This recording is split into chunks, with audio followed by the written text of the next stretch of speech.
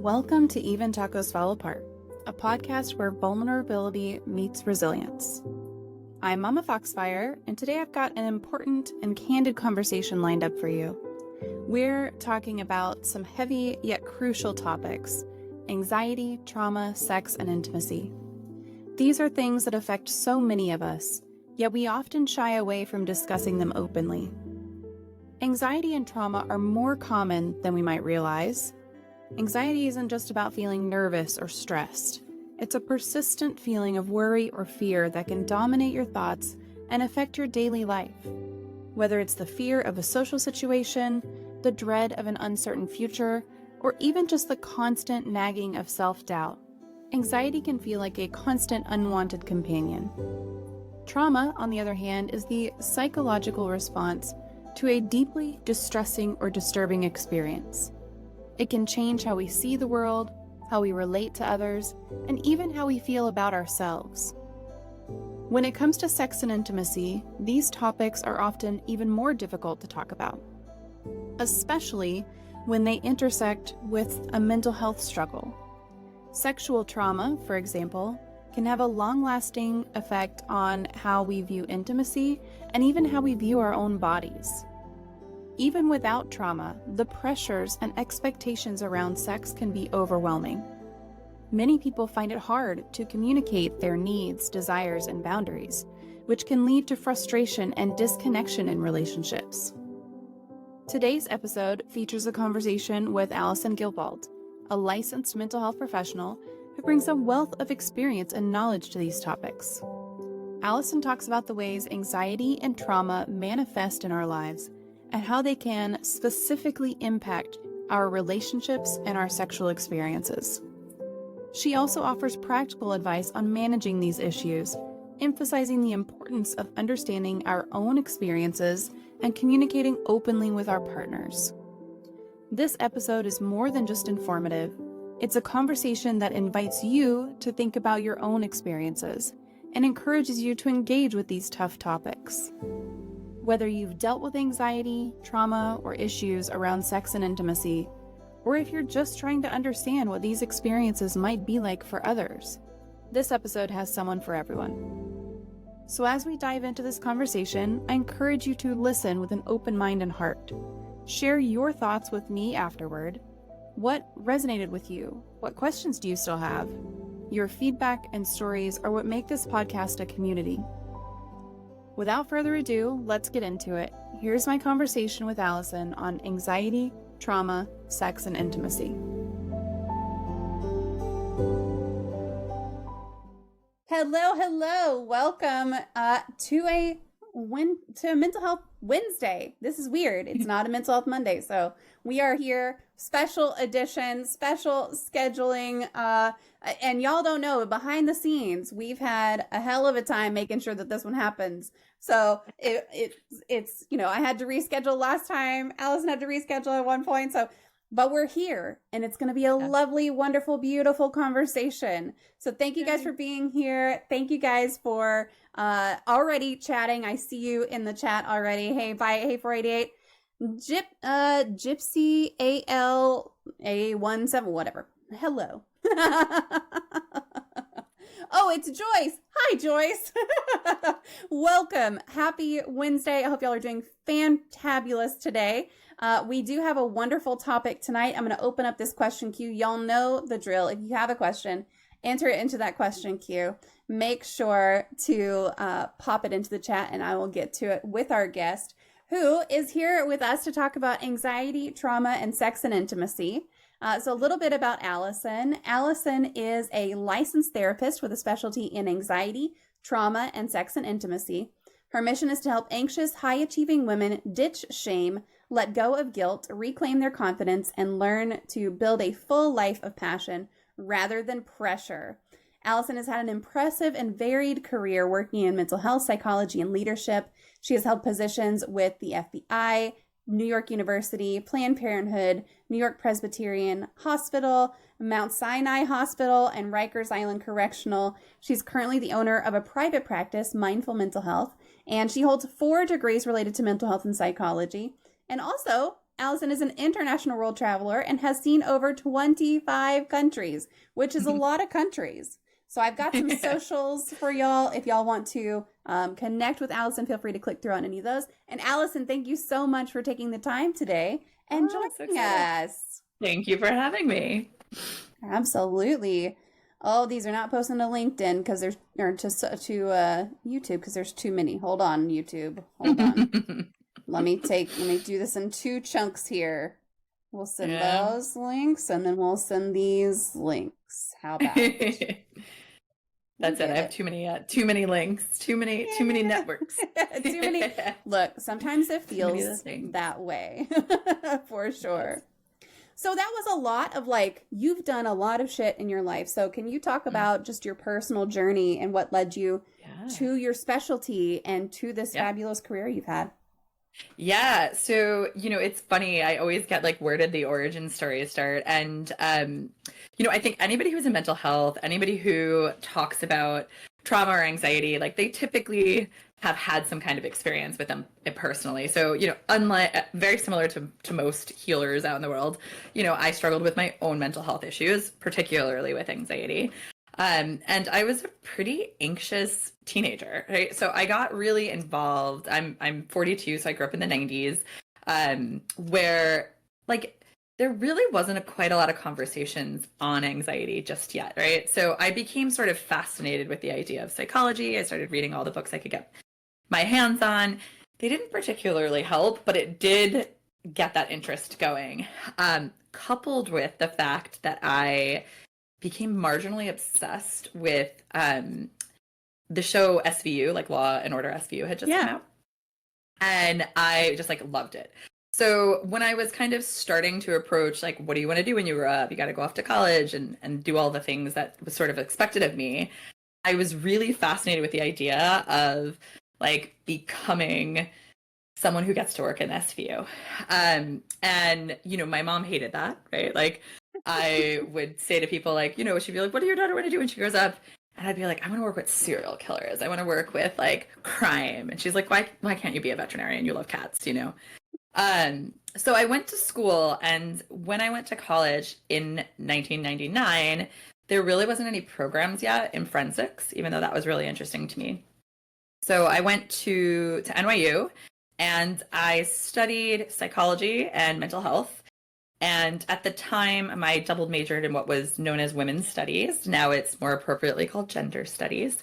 But I really spent a lot of time working in any kind of a pocket and an internship of the crossroads of sort of now what I consider empowerment, right? So anything, I worked for Planned Parenthood, I worked with women's issues and mental health. And when I came out of school, I went to grad school, and I went to a school specific for forensics. So it was forensic psychology specifically. And there I got to do pretty rad things. I worked with the FBI behavioral science unit. I wrote my thesis with them and students of Quantico, of course, is where people go to train there. And I studied sex crimes. So, particularly crimes against sex workers. And that just piqued all of my interests. And simultaneously, I was working at a hospital, and I was basically the first person. If someone came into the New York City hospital, the specific one I worked in, and they were a survivor of sexual assault or domestic violence, I was the person that would greet them, right? So I would almost be their advocate. And that role was really, really important to me and very life-defining at a personal level. It was just, I think, an important role for me to have. But it sort of got me thinking about trauma, the intersection of empowerment, issues that particularly women face and minorities face. And so I really got interested in all of the crossover of that. And probably similar to many people's stories, I had all this passion. I wanted to do all this stuff, but I ultimately took a job that was just well paying and kind of had sort of that climb the corporate ladder thing. So I actually took a job permanently as a private investigator. So the first, I'd say, decade, of my career, like my big girl career, was actually nothing to do with mental health. It was more to do with that research side of that. I had worked with the FBI and I had gotten really familiar with how to research things. And about 10 years in, I had this moment that, I tell this story quite often on podcasts and things, where I was sitting at this meeting and I was working so hard. I was always coming in early. I was always staying late. I had really poor boundaries. I was working on the weekends. I was always answering my phone. I would see my boss's name pop up in my text. My heart would start to race. And I was sitting in a meeting and listening to him saying something demeaning. And I was like, what am I doing with my life? And I have put all of this time, energy, passion into the things I really care about. And I've gone so far off course to where I'm supposed to be. And so that was really, really important for me. I rushed to my own therapist. I had an emergency meeting. That night I quit my job.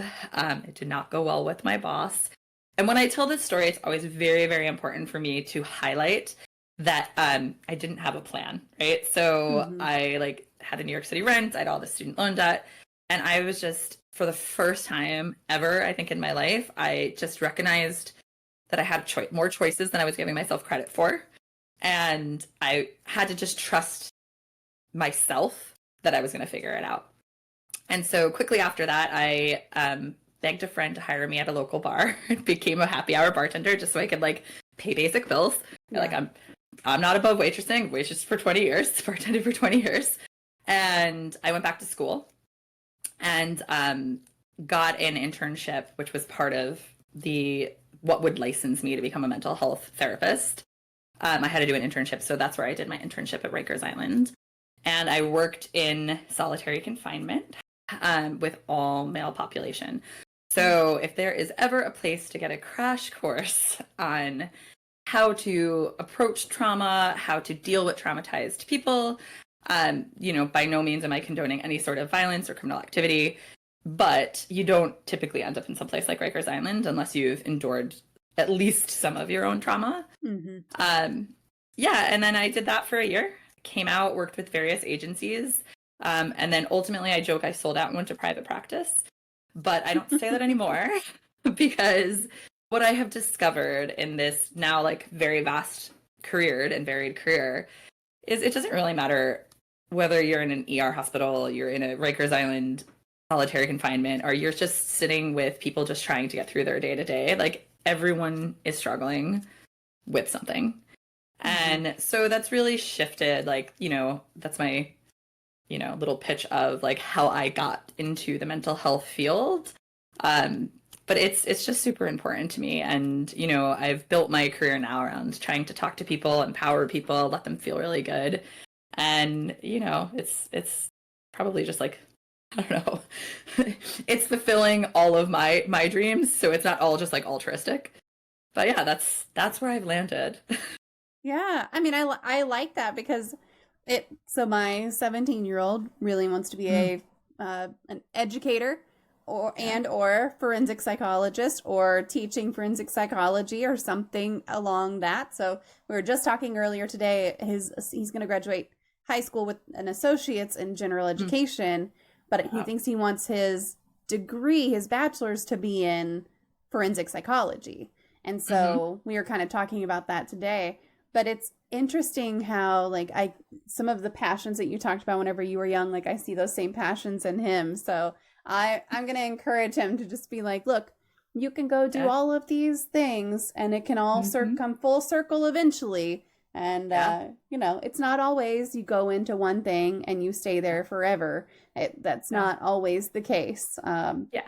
Which he knows, my family is full of that kind of person. So yeah, makers and remakers. Yeah, I love that. That's brilliant. Yeah.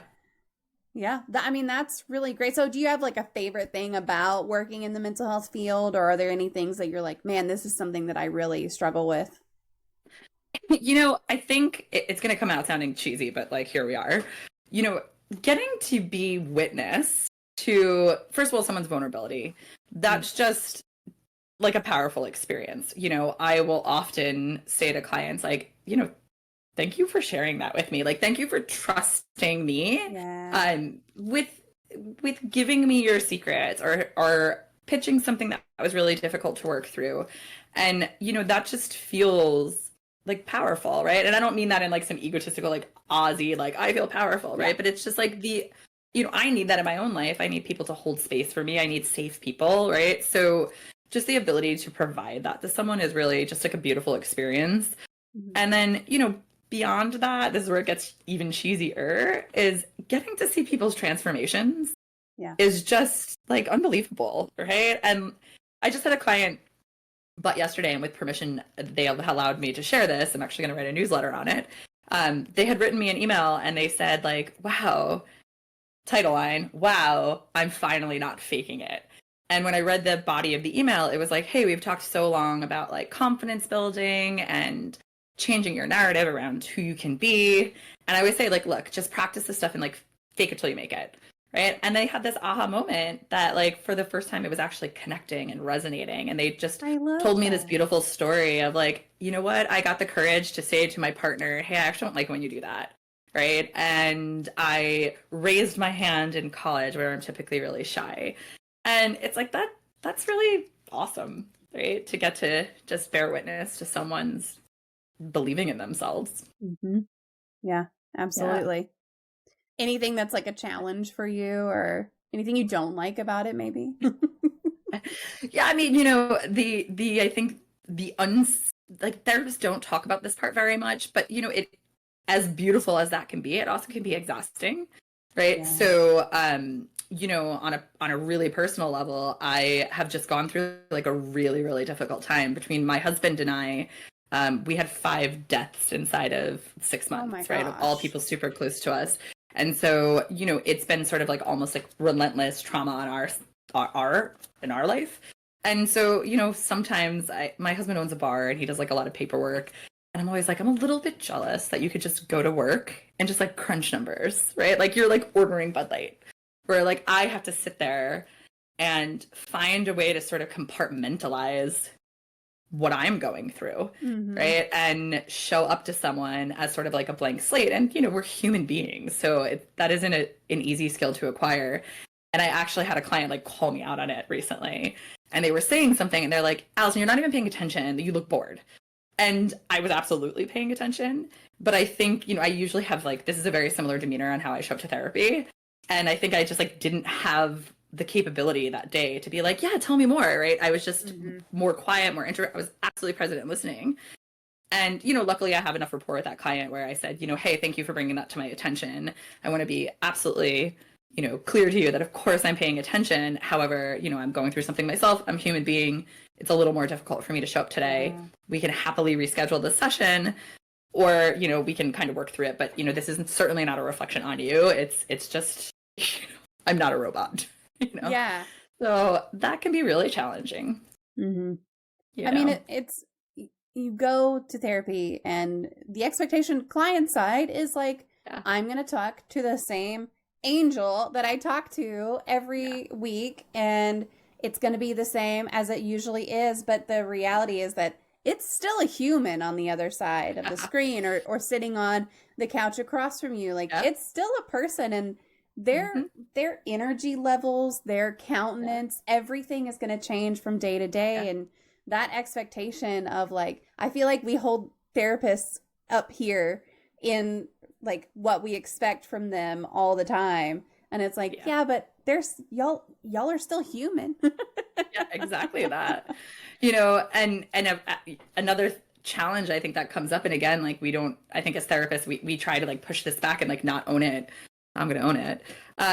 The 2 other challenges that I see pretty often is like, one, what happens when you just want to like yell at someone and say like, get out of your own way, right? Like you can see that this, like they're constantly doing this destructive path. And like, you wish that you could just tell them what to do. And, very, very boldly as a therapist, I will never tell someone what to do. That is not my job. That's not empowering at all. My job is to ask you questions so you can get to your own answers. But sometimes, we're like, oh my God, text your ex back. He's not good for you, right? And it's like just finding a way to appropriately, professionally, and, objectively let them get to that conclusion. If they're going to get there, maybe they're not ready to get there at all. Yeah. And then really quickly, lastly, here is also a truth about therapists. you know, again, we're people and not every client is compatible for us. So luckily I've been extremely fortunate. I think I just have a good, I don't know, interview intake process, but you know, occasionally end up with clients that, you know, you don't like. And that is real, right? And, you know, again, I've had that very, very fortunately, like few and far between. I think that happens a lot. It's a lot harder of a job for someone in the mental health field when they have like agency work and they're just chronically assigned someone. But again, really have to like checking yourself, right? Like, Yeah. I have to figure out how to talk to this person objectively, even if maybe I disagree with them politically, or maybe they're saying something that really is, you know, offensive to me, and like finding a way to work through that. Like, that is hard. It's hard work. Yeah. Oh, I'm sure. Yeah. I'm sure. Because you can't always just tell them to go kick rocks. No, you can't. You can't always tell them to go kick rocks. Yeah. No. Okay, all right, a couple things from chat that I do want to get to. So, Whitemark says, this is not a question, but your voice in Canes reminds me so much of Drew Barrymore. I keep half expecting to look back to this screen and see her. And 488 agrees. I know, right? What a compliment. That's a compliment. And it's, you know, it's so funny, like, what we're all like insecure about. Like, my voice is one of my huge things where I'm like, like, I hate my voice, but I love Drew Barrymore, so I'll take that as a big compliment. Hey, there you go. Yeah. And then we do actually have a question from chat. So what is your favorite poem? Ooh, okay. I've never actually been asked that question. It is probably not the most mature of answers, but I'm going to go there anyway. But I am a huge fan of Shel Silverstein. Oh, yeah. And, you know, unfortunately, the name of the poem itself is escaping me, the direct name, but my favorite one as a child was the one where, like, the little girl doesn't want to go to school today, and she, like, names all the reasons she's sick, and at the end she realizes that it's Norma. I was like, yeah. Hold on. Hold on. I'm going to look that one up because Peggy Ann McKay. I cannot go to school today, said little Peggy Ann McKay. Yes, that's the one. That's the one. I was obsessed with it as a kid, and my stepson, he's 22, but he has autism, and so he, you know, sort of operates in the world as maybe more like equivalent to an 8-year-old, and he, independent of me, became obsessed with that poem. So it's something that when we're having bad days, we're like, all right, take out Shel Silverstein, let's go through our favorites. There's a boa constrictor one that's really good too. Oh, I remember. Okay, I don't remember anything about the boa constrictor one, but I can see the page that it was on. Like, I can see the image that was on the page. I don't remember anything about the poem, but that's up there somewhere. Yeah, Shel Silverstein is great. Like, those poems are so, and they're still so relevant. That's what gets me, is like, they're still, you know, we grew up kind of hearing about them, reading about them in school and everything, and it's like, yeah, but my kids still like them. Exactly, right? Timeless. Love it. Yeah. Well, appreciate that answer for sure. And if anyone wants to go read that, there is a link in the chat for you to go read it. I always suggest reading Shel Silverstein because it's just such good work. And it's not a super long one, so go check it out. No, nice and easy. Now, do you have a true crime story that fascinates you? Especially given your background, I guess. Right? That could be like a no, I don't, absolutely not, or actually here's one. Yeah, I became weirdly fascinated, and it's funny because I couldn't remember her name, and I actually Googled it for myself because I'm like, why do I remember the story and I can't remember her name? And her name is Elizabeth Bathory, and I was like, right, of course. But she was a woman in Hungary that I believe had like noble roots. But she murdered over 600 people, and actually made it into the Guinness Book of World Records for being like one of the most famous, infamous serial killers of all time. And, you know, as rumor has it, she was like, you know, pretty cruel, and like there was some story about her that stuck out to me when I was thinking about this question, which was like she would murder people by sticking them into tubs of like ice water. And was just like, I don't like that. Generally, yeah, right. And so, you know, she had like this grim way of killing. You know, and our morbid fascination is real, right? Like, so, and there does seem to be rumors that Dracula may or may not have been after her, because there was some like blood related, like drinking virgin blood type thing. Oh, interesting. But yeah, I love like lady killers. I just like you fierce ladies. Don't kill people, like obviously. But, Right. Yes. We don't you know we don't that. support No, murder, do but not it support is murder. it is interesting. Just I mean like Yeah. I've never heard of that one. The number of No? things that you don't hear about and then it's like, "Wait, I need to know everything about that now." Yeah.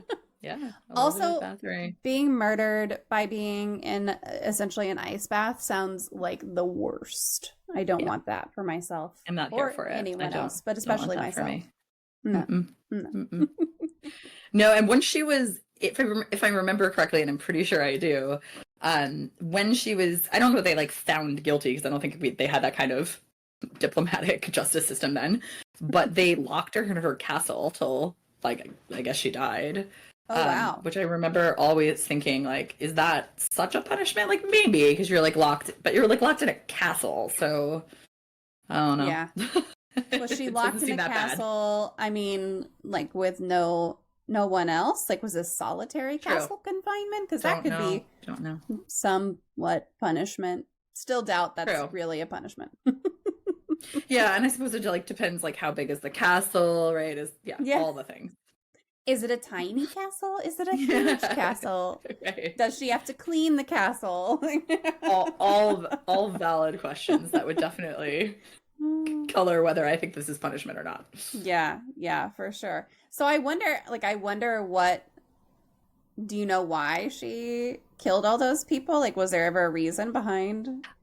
I thought, and this is the part where I was like, maybe I'm mixing stories, so I don't want to like too definitively say this, but if I remembered it correctly, I thought it was something of the like, I'm killing people to stay eternal. And I know because I know that there in a lot of that time period, like it was, I want to say a popular belief, that seems a little extreme, but it was a belief that if you drank, other people's blood, especially that of virgins, you would maintain more youthful, slash eternal potentially, lifespan. So I thought that was her, and then I'm like, wait a minute, did I watch like too many, like, oh my God, American Horror Story TV shows, and I'm just like mixing all of my lady killers all into one big pool. Don't quote me on that, but that's what I thought. Yeah, all right, I'm gonna have to look into that one because I haven't heard of it, and it sounds like there's a lot to look into for sure. 488 says, Bathroy is definitely the person who bathes in virgin blood. Okay. All right. I feel validated. Thank you for it, whether you knew that or looked it up. Appreciate it. Yeah. They couldn't kill another noble because that would mean then they could be killed for the crime.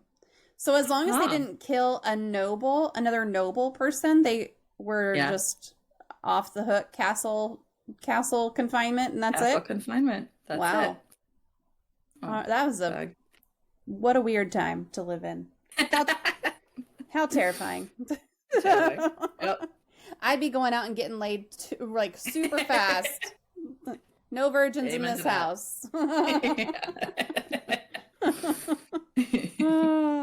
All right. Well, that vaguely gets us on to our topic for the for the evening. So we're going to talk about anxiety and trauma and how they relate to sex and intimacy. So letting go of a particular emotion is something that we hear a lot, like letting go of shame or letting go of guilt or letting go of hurt. So how do you realistically guide clients into letting go of something like shame and guilt? Yeah, it's such a good question. And, we do use the term sort of like let it go. And I think maybe therein lies a bit of problems with the language itself, because when I say something like, we're going to let it go, it almost feels like, when we say like, let it go, it almost has like a diminishing, minimizing sentiment to it. And like, certainly from a mental health point of view, like that's actually not a healthy way to do it.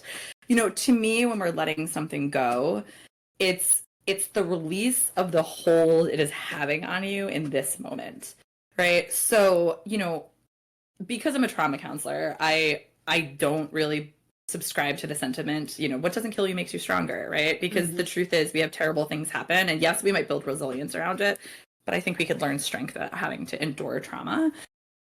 But if we've experienced trauma, or we've even just experiencing anxiety, it's ultimately something that we are going to have to figure out how to navigate because it's happened to us, right? And we didn't have a choice in that.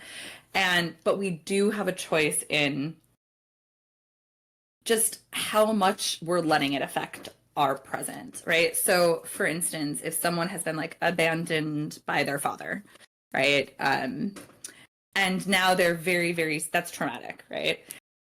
Now they're very scared to connect to others. They are really distant in relationships. It's really affecting, we're no longer talking about my dad. We're talking about I can't connect to other people. And that's a detriment to yourself, right? So we want to, like, the word forgiveness always gets a little bit of a cringe, but forgiveness to me, when I'm saying like we want to forgive, that does not mean excusing the person or the thing that has happened to us at all. It's just like giving it levity. It's figuring out, what do I need? What's my unmet need? So I can work through this, so I can kind of give it back to the universe and say, like, look, this happened to me. I'm allowed to have all the feelings in the world about it. I'm allowed to be mad. I'm allowed to be sad. I'm allowed to be disappointed. I'm allowed to be hurt. But I'm going to work really hard in not letting this color how I'm interacting with my present. Right. And to me, that's like really trauma healing. And that's really hard. Right. It's like easy for me to say. And it's just like, we can let it go. We can give it release. And it's like, sure, we can. But it takes a lot of self-compassion. It takes a lot of gentleness. It takes a lot of rebuilding safety. Right. So, it isn't simply pushing it out of my brain space. Right. It's like reconnecting to ourselves so that other thing isn't so imposing. Yeah. And I like to hear you talking about, it's not, forgiveness is not, what did you say? Forgiveness is not, it's not about anybody else. Excusing. Really. It's definitely not excusing. Yeah. Because I think that's a huge part of something that, if you've been through a traumatic situation, it is hard to say, like, I forgive this person, not even to their face, because that's not always what it's about, but just saying to yourself, like, I'm going to forgive that person, because it does sometimes feel like it's giving them an out, right? And so have you ever had anyone really push back on that and say, look, I don't want to forgive?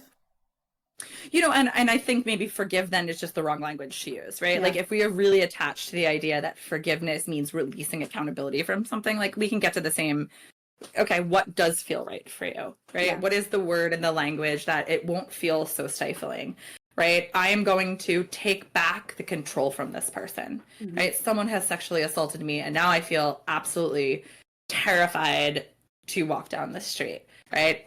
Well, let's forgive them. Like, F that. That's too, no, right? It's like, okay, forget that language then. How can we reclaim, like, because think about how much power they're continuing to have over you if that event has shifted the entire way that you interact, right? And again, that isn't a jump. We don't have like this thought and then it feels freeing. It's like there's so much we have to restore and reclaim, right? But ultimately, the goal is to feel safe in our own body, feel safe in our own experience, empower ourselves. Like, I just like the word reclaim. Like, someone has tried to take something away from you and maybe successfully has. How do we get it back? Right. And like, to me, that's sort of what the forgiveness is. But I think forgiveness just has like, in therapy books, when we talk about healing, they will use the term forgiveness. And I think it just, doesn't always resonate. And that's okay. Don't use it then. Yeah.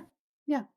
And that choice over language, I think, is really powerful too, to realize that you don't have to say it that way if that doesn't serve you. That's not how you can put it a different way. This is a great comment too. I feel like there's a difficult to explain difference between saying let it go and saying let go of it. One is like, don't try to catch the running dog, and the other is like release the rope that's cutting into your hands. Yeah, absolutely. Oh my God, I love that. That's brilliant. Yeah. That's great. I'm going to steal that. Steal away. That's true. Absolutely, that's true. Yeah. Right, and I think let it go just has like so, it just sounds so minimizing, because so often, from my own experience with at least anxiety, right, it's just like, come on, let that go. And I was like, thanks, that's brilliant. Like, if I could do that easily, I wouldn't have a problem. So obviously there's more to unpack here than just that, right? It's not really that helpful. How can someone differentiate between, like, I have a normal level of anxiety, or this is a normal, I guess, level of trauma response is a weird way to put that, but at what point does it become more, I need to seek out professional help to deal with this, I'm not doing well? I'd probably divide anxiety and trauma because I think how that question is answered is a little different. So for anxiety, I don't know if people are going to like this answer, but I'm going to say it anyway. I don't know that there's actually a healthy dose of anxiety, right? So what there is a healthy dose of is stress, right? Like we all have stressors inside of our lives that are real situations that we're responding to. Anxiety, sort of by definition, is a threat response to a threat that is simply perceived, right? And so our brains have this like phenomenal way of processing fear, right? So it goes like way back to just like, this is evolutionary, right? If we were being chased by a saber-toothed tiger, everything would speed up, right? Like our blood pressure would go up, our heart rate goes up, our adrenaline, our cortisol, and that's actually life-saving, right? If someone's chasing you with a knife, you want all that stuff to kick in. Unfortunately, what is not, from an evolutionary standpoint, gone away is even if I just think something's scary, right? So no one's chasing me, but I'm just like, wow, I sounded like such an a-hole at that party when I told that story. It was so boring and everyone hates me now. Believe it or not, that perceived fear kicks in the same exact responses if we're actually in physical danger.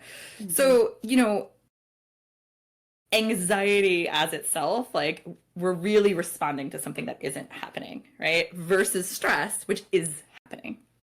So, with that said, I think most of us probably, especially in Western culture, do have some bouts of anxiety. So if it's like, but when is this normal cultural acceptance of just like, this is the baseline for the world in which we live, and when do I need to seek care?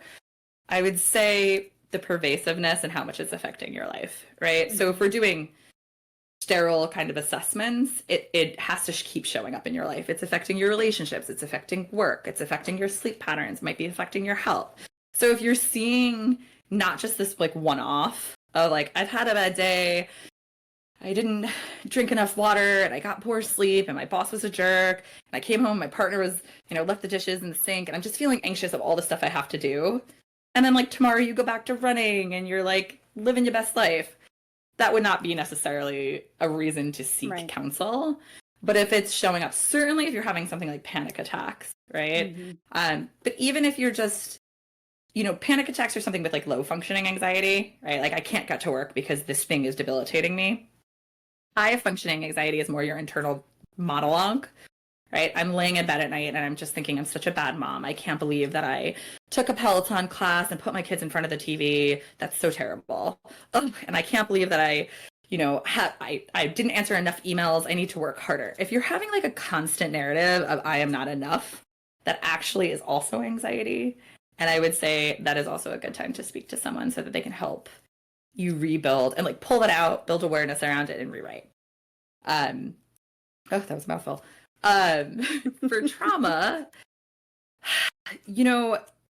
trauma, again, by definition, is something that is seriously impacting your life, right? So each one of us have things that happen in our life that we have to deal with, but trauma really takes a lot away from you. It can disrupt sleep, it can disrupt health, it can disrupt relationships.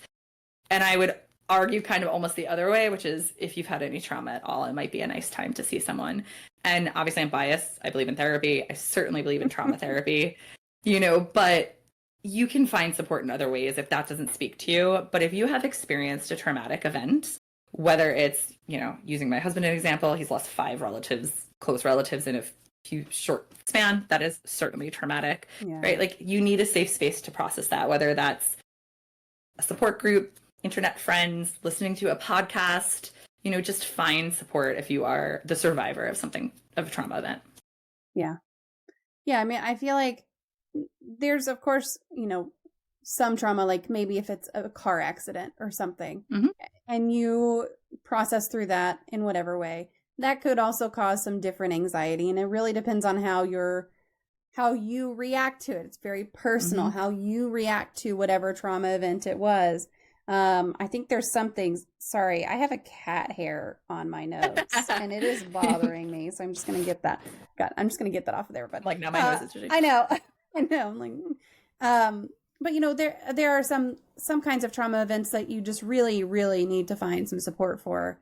Yeah. And, there's no shame in that. That's just something that you got to get some help for. It's tough to go alone through that kind of thing. And sometimes it's impossible to go alone through that kind of thing and still come out like healthy on the other side of it. know, of course you can do whatever you want alone. Yeah. Are you going to be the healthiest, happiest version of yourself if you do that? In some cases, no. Yeah. In some cases, no. Yeah. So going back to the anxiety side, what are some practical strategies or coping mechanisms for, I'll say, managing everyday stress and maybe managing like the high functioning version of anxiety? Yeah. And then if there's anything that you want to tack on for anxiety that's really, really interfering with your life as well, but kind of breaking it down that way. Yeah, you know, so something that I don't think gets talked about enough is just the idea of like bringing awareness to what you're experiencing. So, you know, I'll give an example. I was at a teaching, right? So I have my 4 degrees. I've done this for a while now, and I was learning how to do something called EMDR. And the teacher was like, "Okay, I want everybody to just put a hand on where they feel anxiety. Like, where does anxiety show up in your body?" And despite my degrees, despite my tenure in mental health, it never actually occurred to me, A, to ask that question. And so when I like dropped in and I was like, oh yeah, it's always in like my neck and my shoulders, I was blown away at the different answers of the other humans in the room, right? Someone was like, oh, I get a feel in my stomach. I have to run to the bathroom. Another person's like, oh, I have a headache. And that occurred to me that like our bodies, like I am a huge believer in the mind-body connection. I don't have this idea that we have mental health and physical health.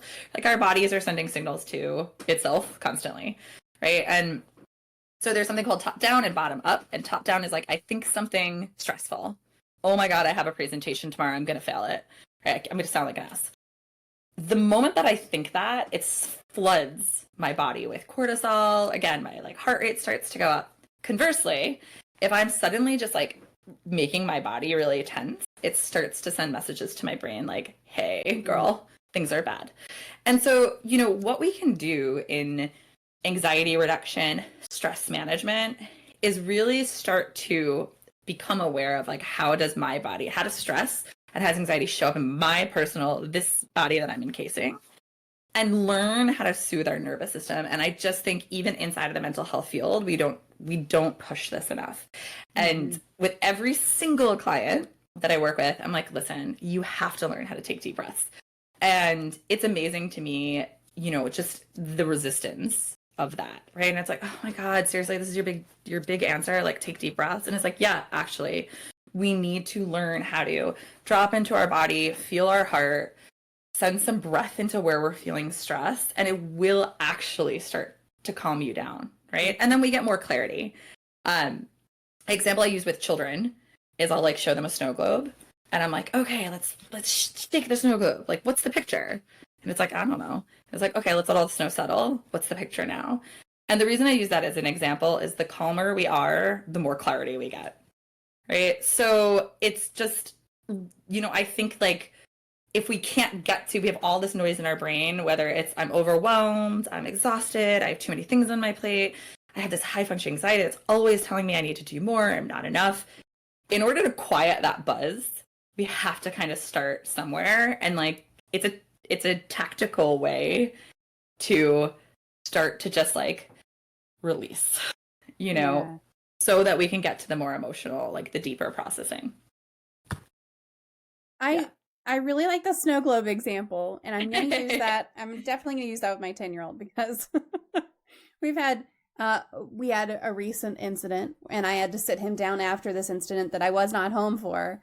I had to sit him down afterwards and be like, okay, next time this happens, because I'm sure it's going to happen again, you got to take a beat. Like you got to wait a second. So he was home with my dad. I was going to pick up my older kid from school because he wasn't driving yet. And my dad was home, but he had gone to the bathroom. And my 10-year-old had the dogs inside, and he thought my dad had left.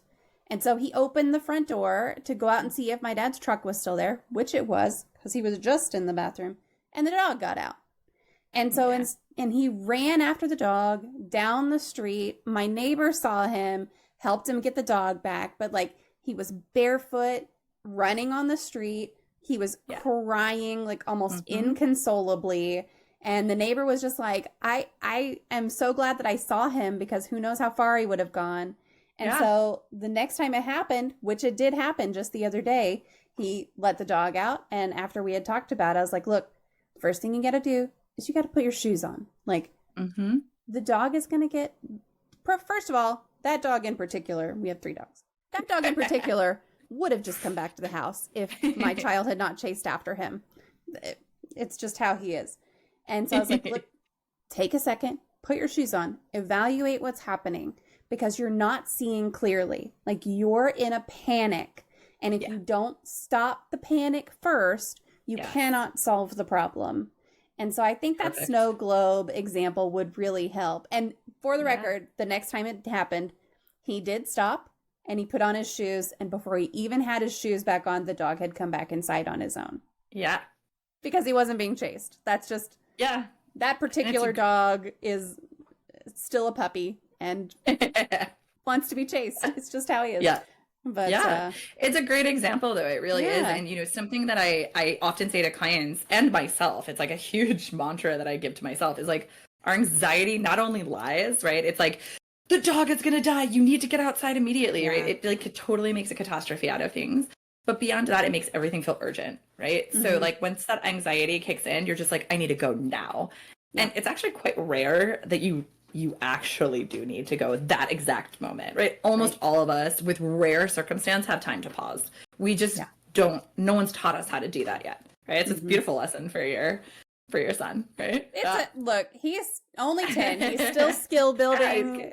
Exactly. And I used, like, I explained to him all kinds of situations that pausing would help in. So the snow globe's going to help me explain it a little more eloquently, maybe, than I had before.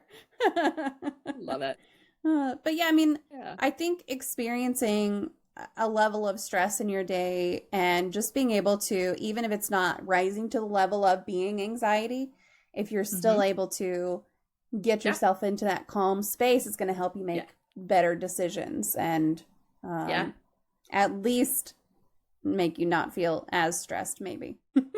Exactly, right? There's never going to be a negative side effect to learning how to take that beat, right? Like, it will always be a good skill to have in pretty much everything we do, whether it's like someone cut me off in traffic and I just need to like chill, and like, you know what, me flipping them off actually isn't going to solve this problem and actually make me feel like crap, so maybe it's not even worth it, right? Our boss says something crappy, right? We want to be able to take that pause, because, you know, I try to encourage clients, like, listen, we all have reactions, right? But it is better to respond than react, right? Reaction is like that knee-jerk, visceral thing that just like comes out of our mouth.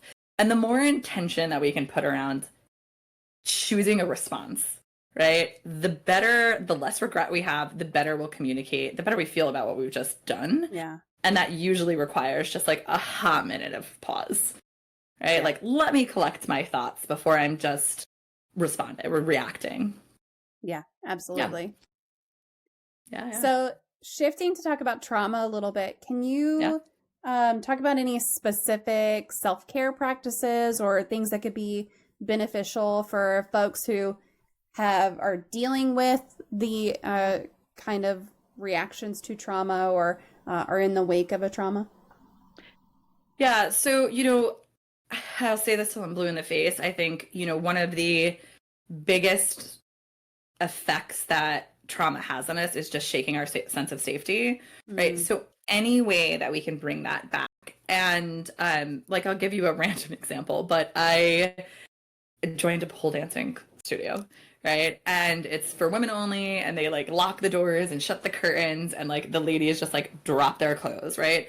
And move our bodies. And the owner of the studio was talking a lot about how, especially in the wake of trauma, that not everybody in the studio has trauma, right? But she's just speaking, just in case you do, right? Is like re-embodying your body, right? And just learning how to move it without feeling judged, without feeling, you know, unsafe. And just, it sounds so silly that like something like moving your body on a pole inside of a community of women can help trauma, but it actually can. And it doesn't have to look like that, right? Of course not. It's just thinking about you, yourself, your personal self. What reconnects you to who you are fundamentally. So like for me, you know, I love to swim, right? Putting myself in a pool, a bath, a lake, that all helps me connect back to myself. Surrounding yourself with people who feel safe, right? Becoming really intentional about who you're sharing with, or even just if you're not even ready to share, like I don't want to talk about anything that's happened, just sharing space with people who fundamentally have your back, right? Building community. And that can look like, you know, I'm not a religious person, but churches work really well. Religious groups, spiritual groups work really well, right? It doesn't matter. You can join a cooking class, you can join a book group, you can join an online community. It's like, these are the things that actually don't really feel like they're trauma healing, but they are, right? Connecting back to yourself, feeling safe, feeling connections that feel safe, right? If we can fundamentally find a way to get back to that, we do start to disempower the thing or the person that has hurt us. And that's really, really important. I like that you talk about it could be anything. It doesn't have to be this one particular thing. A lot of people, you know, have religious trauma, and that's so if church is not for you, then it's not for you. It's not for me. But if you're someone, I mean, it's also not for me. I grew up that way, but it's not for me now for various reasons.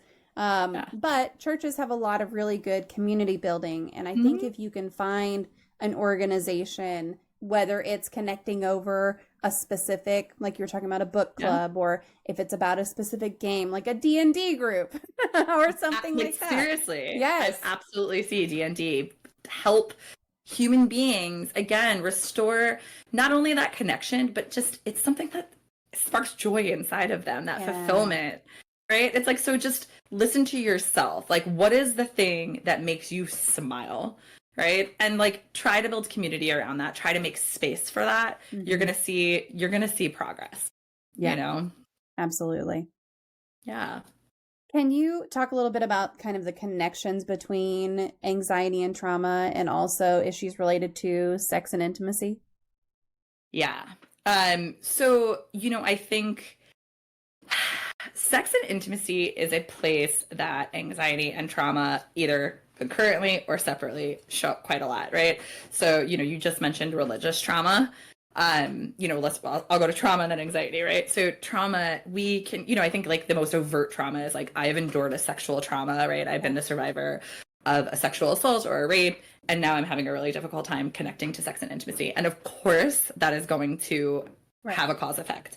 But beyond that, right? Like someone who grew up in a really religious community where sex was shamed, or sexual exploration was shamed, or masturbation was shamed, or, you know, you have to be really modest. That can, you know, shift someone's experience, often does, shift someone's experience for how they can show up sexually. And especially if you've rejected that messaging, right? So I've had so many clients that are like, listen, I grew up in this like super religious upbringing where like shame was just, sex was just like off the table. It was a dirty thing. You shouldn't do it. And I don't believe that. Right? Like, I don't believe that. I've rejected that. And yet, despite the logical rejection, it's like that still comes into your mind, right? Because we're really impressionable, especially when we're young, right? So if you've had a lot of that messaging, even if you've rejected it, it might be really difficult to show up and really take up space inside of the bedroom. And, you know, I think that's really, really important to talk about and to name, right? My husband grew up in a super, I'm like, will he care if I say this? No, he won't. He grew up in a really religious upbringing, and he was just like, the idea of like, it was so sinful that he's like, you know, into my 20s, I would have sex with girls, right? And then I would have like this deep, deep shame spiral that had a fallout. Like, it almost wasn't even pleasurable because I was like, am I going to go to hell? No, I don't believe that. But, right, so that kind of trauma certainly can show up. And then with anxiety, we have anxiety about all sorts of things, right? Like, we don't learn how to communicate to our partners well, right? So often, and I do sex therapy on the side and as one of my specialties. And even if someone isn't coming specifically for sex therapy, something that I hear so often is like, you know what, I really hate when my partner does XYZ, but I don't know how to tell them that. right? They're going to feel rejected. I don't want to hurt their feelings, right? We don't learn how to communicate effectively, whether it's telling someone I don't like that, or even scarier to tell someone I want to try something, right? And I'm talking about, it doesn't matter if it's a new partner, a one night stand, or your long-term partner. We just don't have a lot of skills built around communication. We can have body shame. We can have body anxiety. We can have performance anxiety, right? So all of these mental health things, like, sex is a quick fire way to be easily triggered, right? It's one of the most vulnerable things we do. We are literally effing naked, right? And we're sharing, touching, space, intimacy, connection with someone. So it just inherently puts us in a really vulnerable space that invites in those triggers, right? And so, that doesn't mean we're all doomed. It just means there's work to be done, right? Identifying your own triggers and just building skills. Communication is skills, right? Confidence is a skill. Exploration is not really quite a skill, but it's an offshoot of a confidence skill. So you can rebuild all of this stuff. Yeah. I mean, there's a lot of connections. Yeah. And I do think that it is one of the times you're the most vulnerable. I think is a really good point to bring up, because a lot of people don't take that into consideration. Like they don't consider you are naked. That is when your body and your mind are like, the shit could happen to me right now. Yeah. So that can bring up a lot in general. You talked about communication. So what are some effective ways to communicate with a partner, either about their anxiety or about their past trauma or about things that they want to talk about when it comes to sex? Yeah, obviously honesty, right? And that's like really hard for us. I always like to encourage clients to, before you're ready to share it, right? Because good, effective communication is not only what you have to say, it's can they hear it? So think about what you want to say raw, right? Like, I just want to say, oh my God, stop touching me that way. I want to say, hey, I want to have a threesome, right? Fine, whatever, in the sexual context. Then we're going to find a way to pitch it, right? And it might have to involve much more validation. Hey, boo, I really want to share something with you. This is really vulnerable for me to share. I'm worried that it might hurt your feelings, but because I trust our partnership so much, I'm going to trust you that I'm allowed to say what I'm about to say, right? So, we call that the shared problem. It's kind of like owning the elephant in the workroom. Like, hey, whatever it is I'm about to say, I hate it when you leave the dirty dishes in there, or I want to explore other people in the bedroom. It's like bringing attention to that. I know that this is a vulnerable conversation. Okay, that's like one point.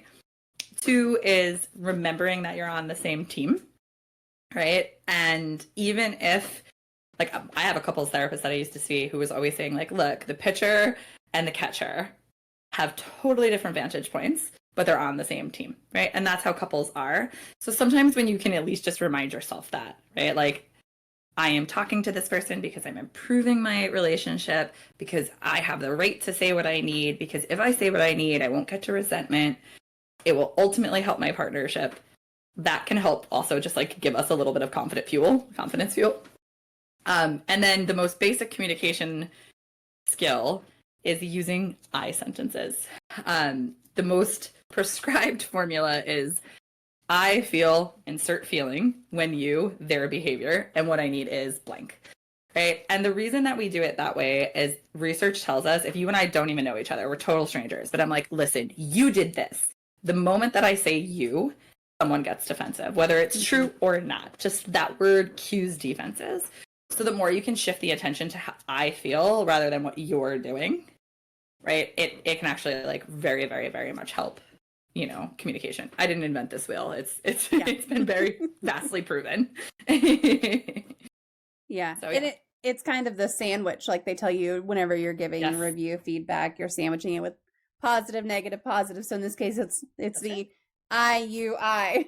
Exactly that. Kind of pattern to just say like, this is what's happening and this is how it makes me feel. And then ending with, here's what I need.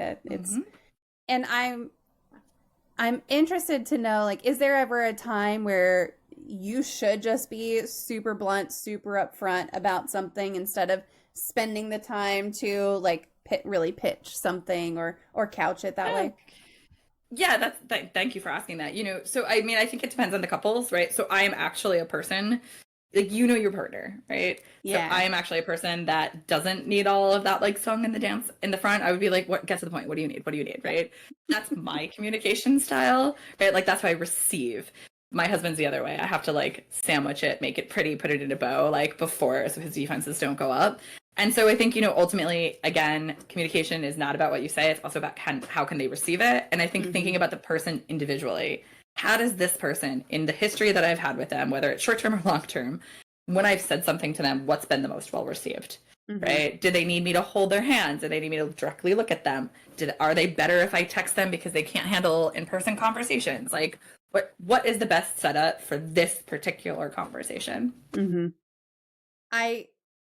We just talked about this, not in the context of sex and intimacy, but in the context of work. So I'm joining a new team at work, and we all went to dinner, and we were talking about our different personalities because I'm new to the team. So I'm upsetting the team dynamics, not in a bad way, just in this is a new person, we got to adjust. And so we were talking about all of our different personalities and stuff. And I'm one of the very few people who wants things direct. Like, I don't want you to give me extra stuff. If I'm doing something poorly, I need you to tell me right away. Like, don't save it up. Like, just shoot me a note or call me. Also, I prefer not to have a huge lead up. Like, hey, we need to talk. Can I schedule some time? Like, no, just tell me what it's about. Just call Totally. me. And so there were a lot of people on my new team, and also a lot of people that I've worked with in the past, who really want that extra validation, and they want you're still good, everything's still good, here's what we need to work on, everything's still good, we're gonna get through it kind of thing. And so knowing who you're working with, especially if it's someone new, if it's a new partner or something like that, is really important, no matter the context. Absolutely. And you make such a great point in so much as like, hey, if you don't have the answer, right? Maybe you don't have the longevity of like saying like, oh, shit, I don't know what they like. Them, right? Yeah. When I got hired, I worked at the same bar. My husband owns it. That's why I met him. It's a dangerous story where I started sleeping with the owner and that subsequently married him. But one of the manager who hired me, when he had us fill out a sheet beforehand, like before on our training, and it literally said like, how do you like to be communicated with, right? Like, do you like email? Do you like text? Do you want me to call you? And then do you prefer direct contact? Do you need a little more coaxing? And I remember thinking it was crazy at the time because I was like 19. I was like, what is this? And I've thought a lot about it since in the 20 plus years. And I'm like, actually, if we could just like hand little tickets out to everyone, like just tell me, give me the Cliff Notes version. Like, what do you need when I have to talk to you and say something difficult? How do you want me to pitch this to you? Right. And something I don't do couples counseling anymore because it's very hard and I don't like it. But I would often hear, it's like, okay, well, what do they like? Tell him what you like. And it's like, he should know. And it's like, well, he doesn't, and I think we do that so quickly, right? Whether it's our boss, our partners, whatever.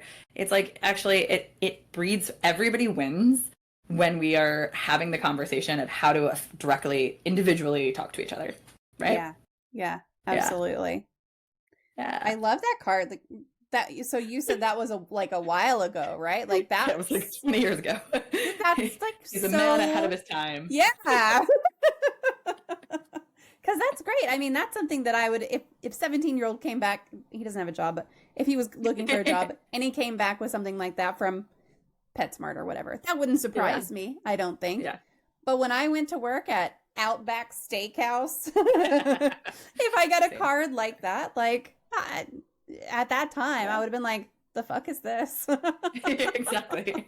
Yes, it was lost at me at the time, but now I appreciate it. I've thought a lot about that card. It's crazy the things you can look back on and be like, oh, actually, I hated that then. I get it now. Yep.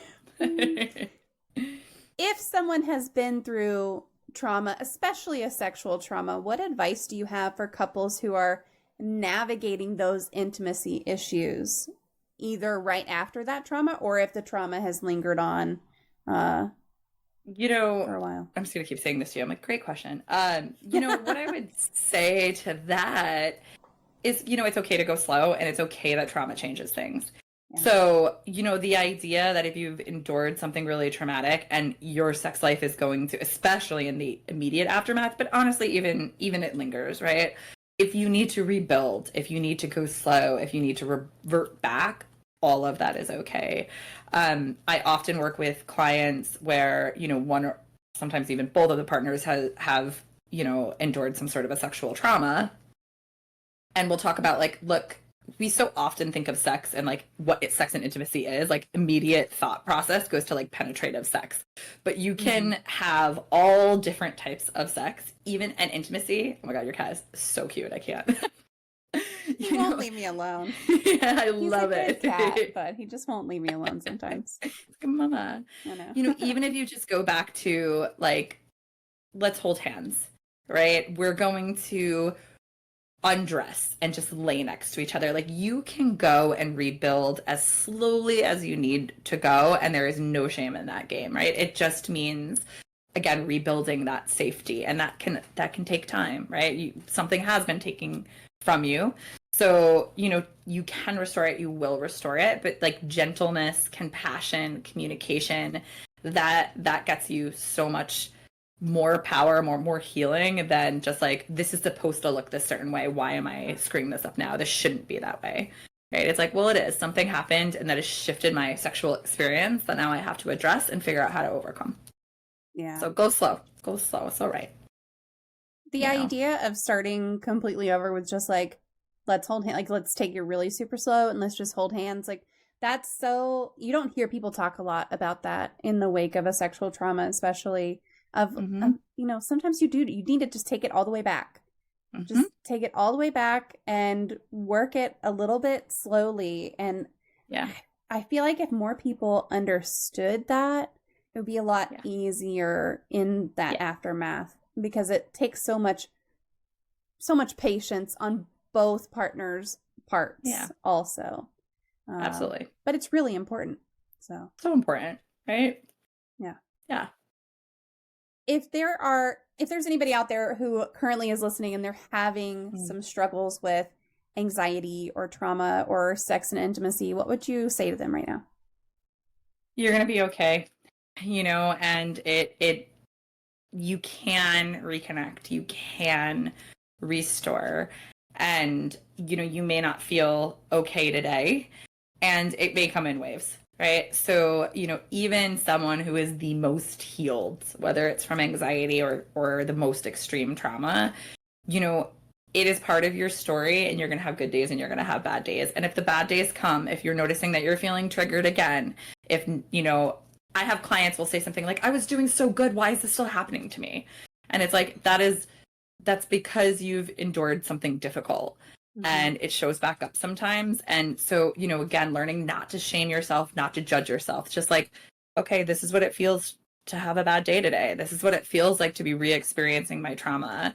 We need so much self-compassion and love. We do not need criticism, shame, and judgment, right? And so often we feel something and then we judge our feelings. So, if you are enduring trauma, anxiety, any of the above that we've talked about, or even just, mental health issues, depression, know that there is healing available, know there's support available, know that you can get through, like you are made to do tough things. I don't wish trauma on anyone, but sometimes we do experience, even though we don't deserve it. But there is another side if you are just kind, patient with yourself, compassionate with yourself, and, find support on those tough days, because there is support out there in all sorts of forms. Yeah. It can be really hard to like see that in the midst of it, but absolutely, there are better days. There are better days ahead, and you just gotta kind of trust that. Sometimes there are plenty of days where I've been like, I don't believe that. Same, and I preach this. You know, we will all have that experience. We'll all have really tough things to go through, right? So, but what we do, people are resilient and we do get to the other side. We just need that patience, compassion, and support. Yeah, absolutely.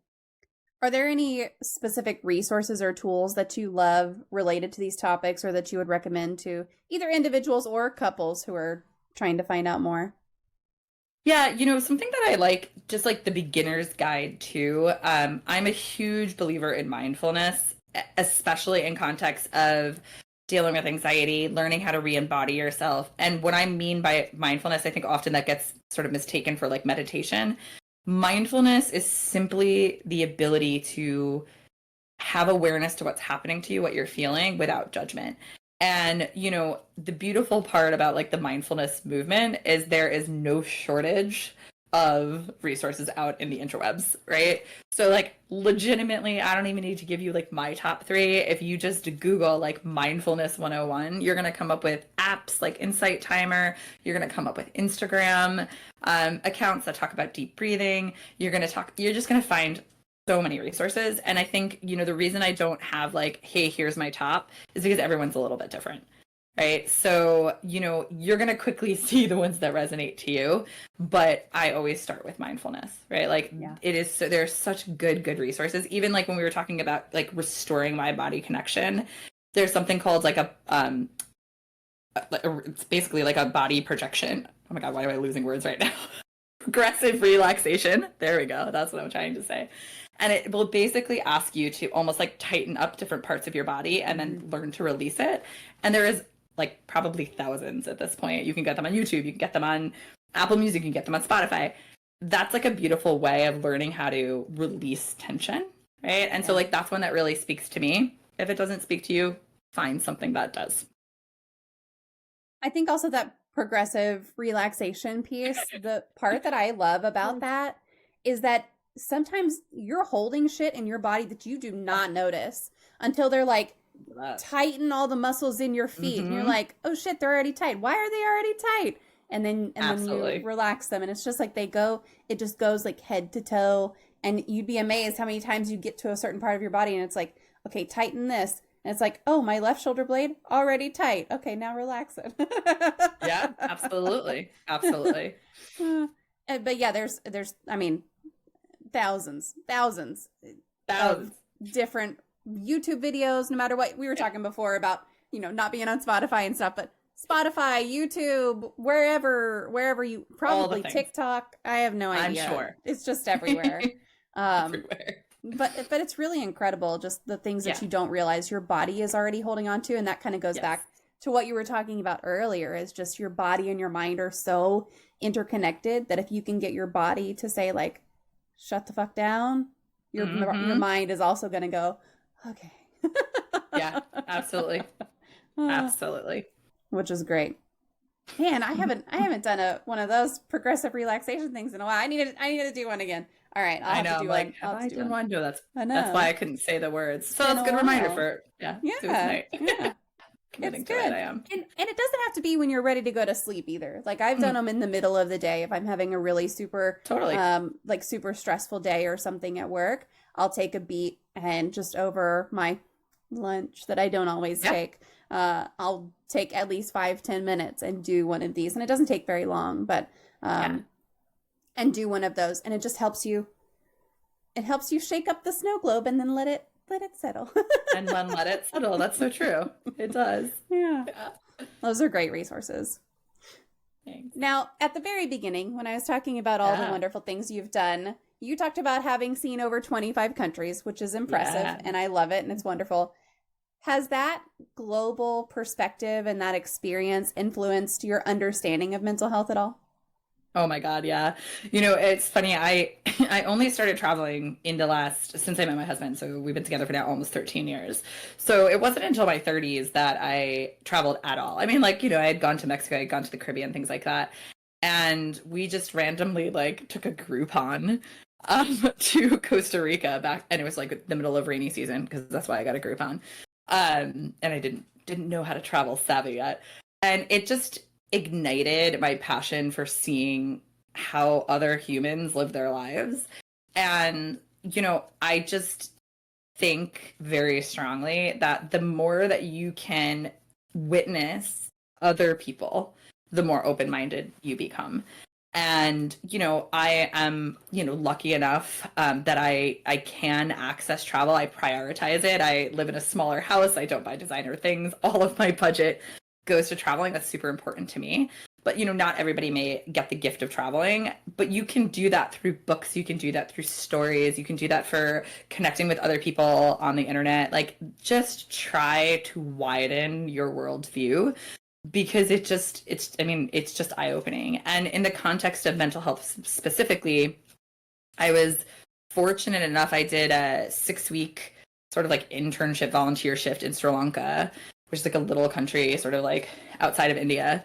And I specifically worked with the National Institute of Mental Health there. And it was, amazing to see, like, I sometimes have a harsh view of our Western culture. I'm like, we don't talk about mental health enough. And just having that, like, I went and I worked under one of the psychiatrists in Sri Lanka, and it's like it's a small country. It's populated enough, and there was there's like 5 in the entire country. Oh, wow. And I like sat with this psychiatrist, and like people had like walked days to just get to sit with him and like be prescribed things and like talk about their feelings. And if that doesn't shape how you come back home and be like, all right, as much as I'm like, we need to make mental health more accessible, right? It's like, all right, there is actually people who have it even harder than we do. So it's certainly shaped my view on the mental health system, but just people in general, right? Like, we're all kind of just trying to do the best we can fundamentally as human beings on this world. Yeah. No matter where you are. No matter where you are. And what you have available. Yeah, I shit on the healthcare systems in this country a lot. Yeah. But I know that there are other countries where they are worse. I fully, very well know that. Yeah. Doesn't mean we can't do better. Exactly that. Exactly what I was going to say. It doesn't mean that we can't hold space for both and be like, wow, okay, we do have some privileges, and also like, America, get your shit together. Yeah. For real. Please. Exactly. So on a little bit of a lighter note, what is your favorite life hack? Ooh, it's so funny when you asked that. I was like, shit, what is my favorite life hack? And I don't know, I want to come up with a cooler one than not with a mental health tone, but here we are. I'm going to do it anyway. Go for it. It's my life hack is like, really start to pay attention to what you're saying to yourself. So with my clients, I tell them, I like absolutely force them to do this. For 45 days, every single time you brush your teeth, I want you to look in the mirror and I want you to say one nice thing to yourself. I don't even care if you're lying to yourself just yet. We want to build that habit of starting to say kind things to yourself. So that, that or birthed from the like, oh my God, I'm not faking it anymore, right? So it is a practical tool that every single person on this planet has access to. You can do it yourself. No one has to know you're doing it. It's something internal for you. I swear to you, 4 degrees, hundreds, if not thousands of clients later, this shit works. It just does. And beyond that, like, get pets. It's like, I was like, what's the best thing that I've ever done in my life? And I was like, adopt my dog. So if you're a pet person, surround yourself a little, like, look at this kitty, right? Like, animals are awesome. Surround yourself with like animals in nature. That's also my life hack. I agree with both of those. I mean, listen, I've got a cat, I've got dogs, we've got a turtle, we've got snakes. We're animal people here, so it's great. But yeah, I mean, so what you were talking about with the brushing your teeth and saying something nice to yourself while you're looking yourself in the mirror, that goes right back. We just had a conversation last week with Jeremy Nagel on habit stacking. And that kind of goes straight back to like, stack that on top of brushing your teeth. You're already brushing your teeth. You're already probably looking at yourself in the mirror. Just say something nice to yourself. Like, add it to your already established habit. And beautiful. See what happens in 45 days. See how you feel. Exactly. If you don't want to do it after 45 days, then don't do it after 45 days. Quit. But maybe you'll keep going. I've never one single time in all the time I've been doing this have someone come back to me and say, who actually did it. People bow out soon and then just give up before they've started. But I have yet to have anyone come back and say like that. Usually I felt uncomfortable at first, but oh my God, it's so annoying, but it worked. Right. And it's like, I know it does. Just do it. Just trust me. Just take a leap on me. Like, take a leap of faith on me. Just do it. Yeah. So, absolutely. Oh, I love this comment. Bite Mark says, other people have it worse isn't a reason everyone shouldn't have it. Isn't a reason everyone shouldn't have it better. Yes. Yeah. That's beautiful. And, thank you for saying that. Something that I often say is like, if you're like, oh my God, Allison, I'm so hungry. And I'm like, you know what? I haven't eaten all day. That does not take your hunger away, right? Like that comparison to other people and like ordering who has it worse, like it really ultimately isn't helpful for anyone. Like you are valid in whatever you are feeling and you deserve to feel better, period. Doesn't matter. I was just talking about this at a family thing also. I was talking about a book in particular that I left a very poor review on Goodreads for, but one of the main characters said to another main character like, oh, but did this happen to you? Then don't talk to me until that happens to you. And I literally put my Kindle down and went, yeah, my Kindle. Good. Like, yes. No, bad. Yes, exactly. You're right. But yeah, the messaging. The writing in that series got real bad. So I'm on to a different series now. But yeah, it's just like, you can experience something negative and I can experience something negative. And even if it was the same exact thing, it could have been worse for you than it was for me. Or it could have been worse for me than it was for you. Like we're all humans. We're all individuals. Yeah. We all handle shit differently. Absolutely. We all have our own perspectives, our own triggers, our own traumas, our own big T traumas, our own little T traumas, our own anxieties. Like it's just, again, I'll say it again. We're all trying to do the best we can with the cards that we got dealt. And we all got dealt different cards. Absolutely. Well, we are getting to the end of the stream. So if anyone has any other questions for Allison, make sure to pop them into the chat and we'll address them. But Allison, if you could wave a magic wand and eliminate one common opinion or misconception or theory surrounding disabilities, mental illness, or talking about mental health, what would it be? Ooh.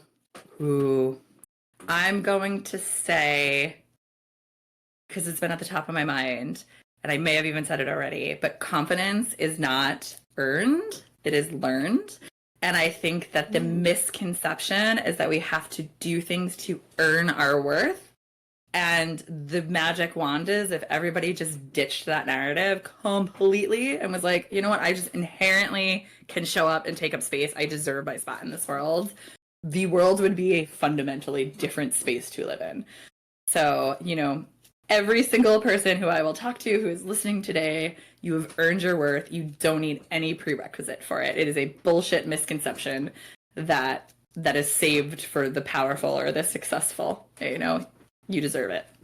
Yep, absolutely. I agree with that. Show up, take up space. Yeah. You can do it. You deserve it. Do it scared. Yeah, all the stuff.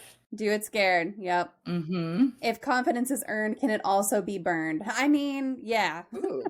Speaking from experience, yes. Yes, absolutely. And that's a good point. And I think back to the point of sort of like, listen, the world takes things away from us, right? Like that is just a truth. But we can have the power to restore it, right? No one should have so much power over us but they have destroyed us.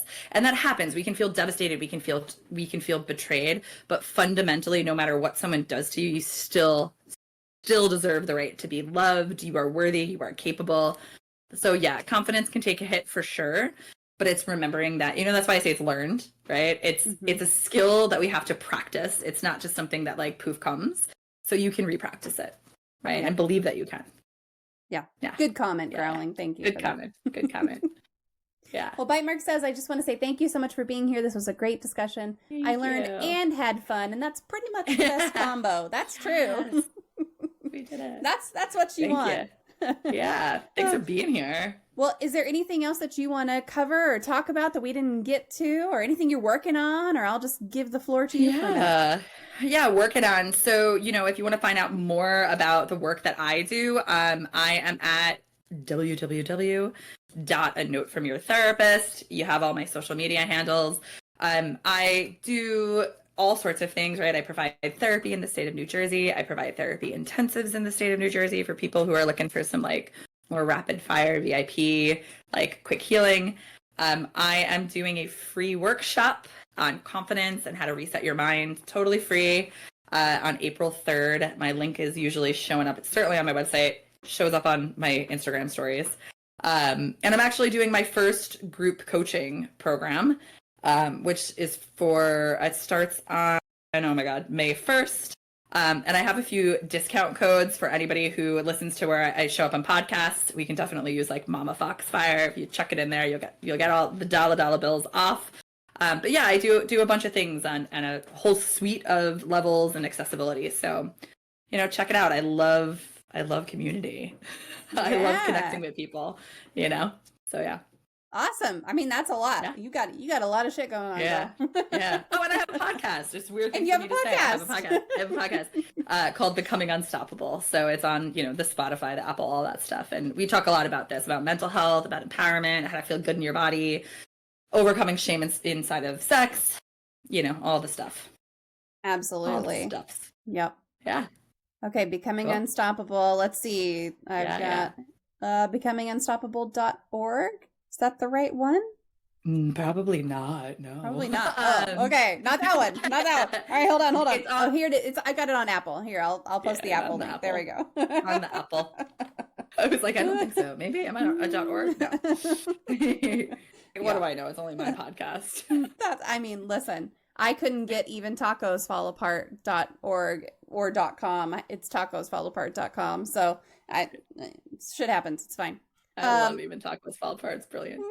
Thank you. And Bite Mark says also, I love the art behind you, just as an aside. Thank you. Yeah. It's I'm gonna have to point out the artist really quickly, but it's called Sister Golden, and it's really rad. She collects all this stuff out in the nature, and she only does prints. So and then she returns all the stuff back to nature, and so I just thought she was really cool. I have them all over my house. Okay, well, I got that website. We're gonna do a little link there for anyone who's interested in that art. That's awesome.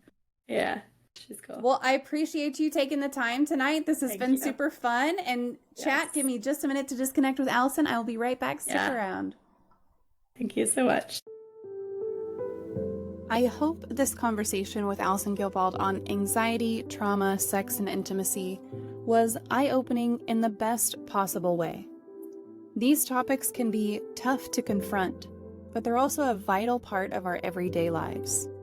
Whether you're personally dealing with these challenges or supporting someone who is, understanding these experiences is key to fostering healthier, more honest relationships.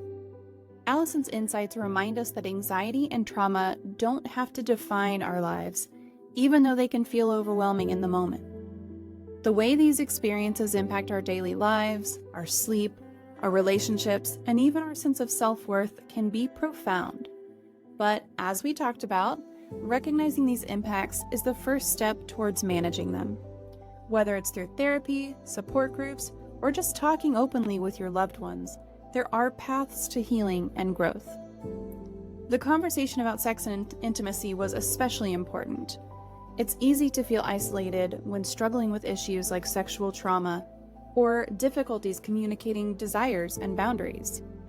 Open, honest communication is a skill that takes practice, but it's crucial for building strong, intimate connections. As we close this episode, I hope you're leaving with a deeper understanding and maybe even a little inspiration to make some positive changes in your life. If this episode resonated with you, or if you have thoughts or questions, I would love to hear from you. Engaging with you is what makes this podcast so special. So don't be shy. Please reach out to me. If you enjoyed today's conversation, please also take a moment to like, subscribe, and leave a review. Anything you do where you're clicking buttons or typing things out related to this podcast is something that helps me continue bringing these important discussions to the forefront, and it could help reach more listeners who might need to hear them. You can also share this episode directly with friends or family who might benefit from it. Together, we can keep breaking down the stigma around mental health and build a community that supports one another. Thanks again for tuning in.